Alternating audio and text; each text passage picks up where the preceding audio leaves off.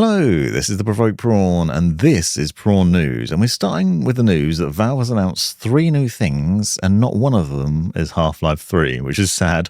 But we've got 3 new bits of hardware, including the Steam Frame, which is a long-rumoured new VR headset from Steam, and also a new Steam controller, and also, more importantly, and perhaps the most interesting of the 3, the Steam Machine.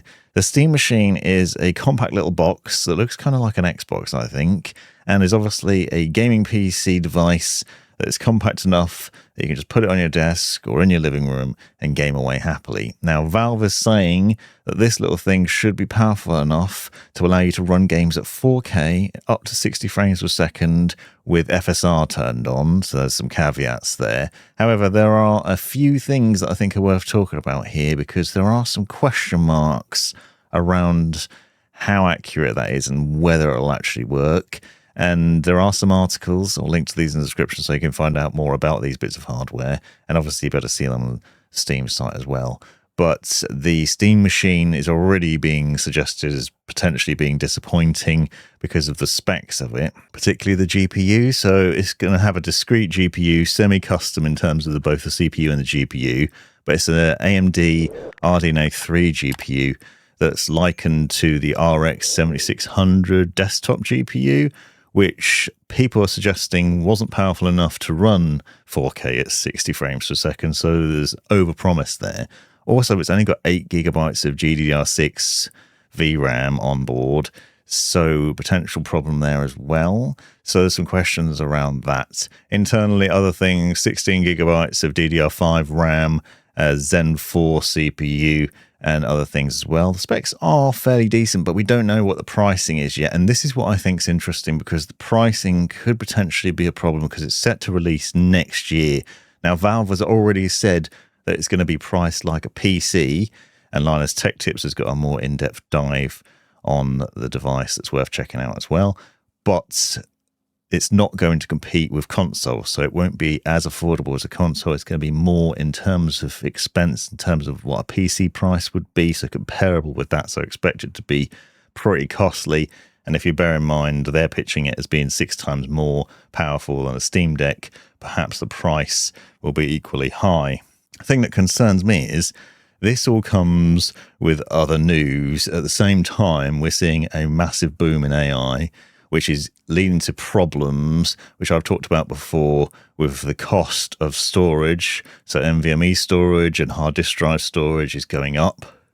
And alongside that, the cost of RAM is now going up massively as well. There's already reports suggesting that the cost of RAM has surged up to 172% in a very short period of time, and that's only going to get worse. Now, interestingly, I was told by someone recently in the industry that we can expect at least a 200% jump in price this month, so in November versus last month. And I myself personally bought some RAM last month, which was £471 sterling. So it's a pretty expensive kit. It was a 96 gigabyte kit of RAM. And that kit has now gone up to £650. So it's already gone up quite a significant amount of money to buy that same RAM kit, as it's already increased. And it's only going to get worse. And that is not going to get any better. So the various stories on this are pretty scary in terms of PC part costs and what that's going to be going forward. So if you're looking to build a gaming PC, you probably want to do it now rather than putting it off because it's only going to get worse.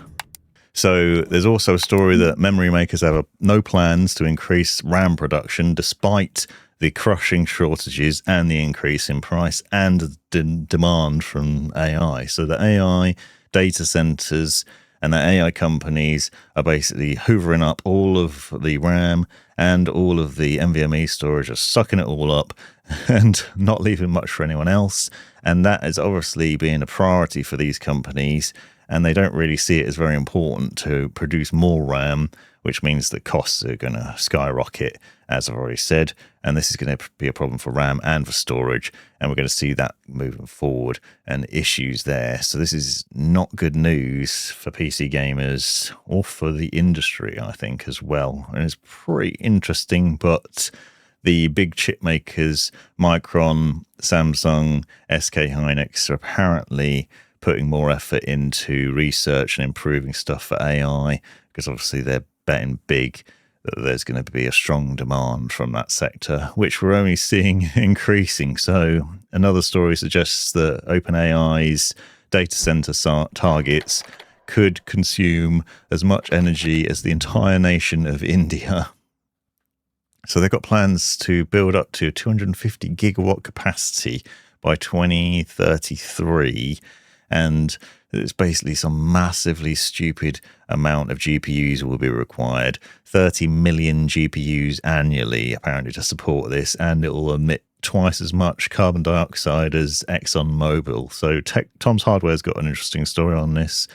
And I'll link to all these stories in the description so you can see more about it. But it's pretty terrifying in terms of what OpenAI and other AI companies are doing to the planet in terms of power usage, carbon dioxide put out, and obviously also just the overall just reduction in the availability of hardware for gaming PCs or for just PCs in general, because obviously this is going to affect workstations and other things as well. So standard desktop computers aren't even used for gaming.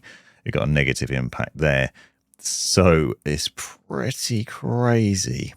There is some good news, though, so there are some interesting stories. But obviously what I'm saying is with all these costs and with the shortages, I'm expecting that Valve's hardware is not going to be very easy to get hold of. It will be expensive, and that's going to be a big problem. So maybe the timing isn't great for this. So if you've been waiting for Steam hardware, sadly, I think the timing's terrible. Releasing it in 2026 is also bad, because from what we know and what we're seeing in terms of the news stories, it's going to force these things to be more expensive than they would have been last year, for example. And so that's a shame, because I think the Steam Deck was kind of accessible in terms of the pricing of it, which was nice. And that was one of the appealing things of it. You got a great handheld console for a decent price. And now we've got the promise of a nice Steam machine, potentially, which could be good, easy to access, and has various things about it that are pretty cool. If you go and check out the features of it, you'll see some nice features to it. Your changeable face plates, the lighting on the bottom. Obviously, it's going to be well-tuned to work well with Steam games straight out of the box. It's a compact little thing that should easily fit into anyone's gaming setup, but it's just going to be costly, I think, and that's going to be a problem.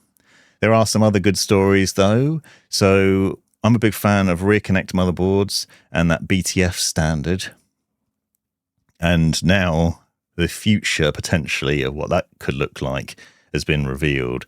So a lot of those BTF things were apparently inspired by someone called DIY Ape. And he's got a new suggestion of what BTF 3.0 could look like. And that includes a single 50-pin connector that could support up to 2,145 watts of power to supply power for the CPU and the GPU with his rear connect setup. This essentially means for a much more cableless design at the back of the PC, and a lot easier in terms of the setup and wiring there, because you just need one cable to power everything rather than a 24-pin and the 8-pin EPS power connectors, and then a 12-volt high power connector for your graphics card. You could just have one power cable running to connect all of that up at the back of the motherboard, so everything's hidden away nicely, and to make life a lot easier in terms of the wiring and a lot more logical. So again, Tom's Hardware's got a story on this, but also there's a video on YouTube that's worth watching about what this could look like. Now, this is just a concept, but brands apparently took this original, so his previous concepts, and developed it into what we see now with the rear connect motherboards and the rear connect setups. So there's every chance that this will happen again, and this could actually come to fruition and be a thing that happens, and that would be pretty awesome, because the rear connect design just looks really clean. It's simplified and made easier to do for everybody, then that will be amazing. And as long as the standards are the same, and so there's no complexity around it and problems, then that'd be great. So for example, Asus has the rear connect GPUs, the BTF GPUs, which obviously require an Asus motherboard in order to work, whereas, you know, that won't work with a Gigabyte board, for example. So it'd be nice if it was a bit more universal, but the fact that the power connectors at the back would make life a lot easier in terms of the setup and wiring of the system. This story's a little bit older, but I thought it was still pretty cool. Edifier's got this new speaker, which is a wireless speaker, but it's designed to look like a gaming PC. So you look inside and it looks like it's got everything you'd expect in there in terms of CPU cooler, fans, GPU, and all those things. And it's a really cool looking speaker. Now, I've seen an Edifier speaker in the past that was really nifty, and this one's also pretty cool. It's really good looking.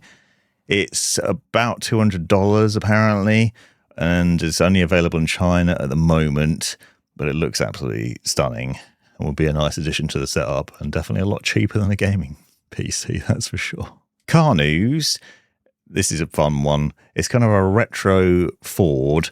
So this is a Ford Escort RS, which has been crafted by Boron Motorworks, and apparently it goes up to 10,000 RPM and promises 335 brake horsepower. Now, this is interesting because it's not a retro mod, but is apparently a complete car built from scratch with the approval of Ford.